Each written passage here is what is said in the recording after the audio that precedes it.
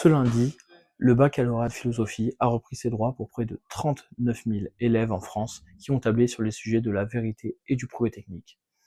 À l'heure des nouvelles technologies et de l'avènement de l'intelligence artificielle, la traditionnelle et solennelle épreuve est dans un tournant 2.0. Les réseaux sociaux et l'intelligence artificielle donnant le pas dans les révisions des élèves qui ne se contentent plus d'ouvrir manuels et livres de philosophie. Reportage avec Tom Serré et Kimberly Cohen.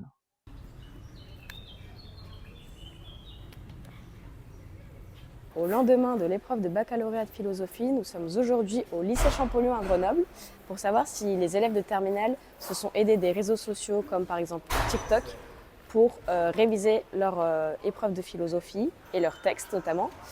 Et se sont par exemple aidés de TikTokers comme Coup de Philo ou Penseurs en série qui font des cours spécifiques pour le baccalauréat.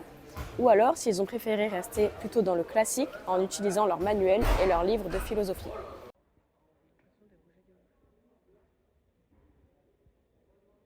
Moi, pour réviser, j'ai utilisé un peu toute l'année une appli qui permet de faire des flashcards. Donc, j'avais fiché un peu tous mes philosophes, un peu tout ce qu'ils pensaient de chaque chapitre. Et j'avais tous mes chapitres en flashcards sur mon téléphone. C'était assez pratique pour réviser, notamment dans le bus. Donc, ça, c'était pas mal. C'est vrai, tout bénef.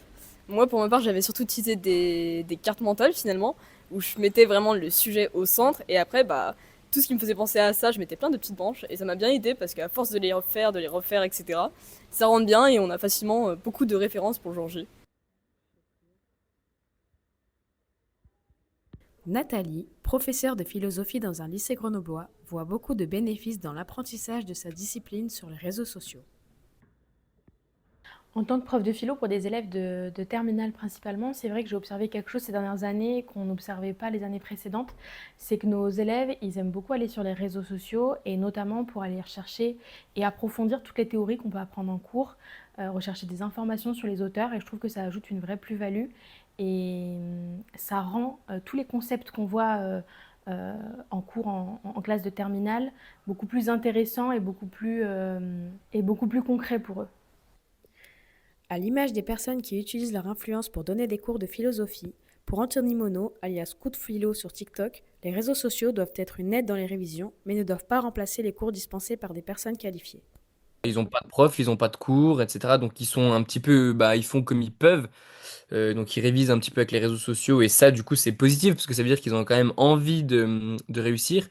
Et la deuxième chose qui, moi, m'embête un petit peu plus, c'est quand ils ont un prof, mais qu'ils ont tellement plus confiance du tout en l'école que en fait ils préfèrent réviser sur les réseaux parce que soi-disant c'est plus simple, parce que c'est mieux, alors qu'en fait on se rend compte que en philo en particulier, hein, parce que moi qui fais des vidéos de philo, il y a plein de gens qui font des vidéos de philo mais qui racontent n'importe quoi.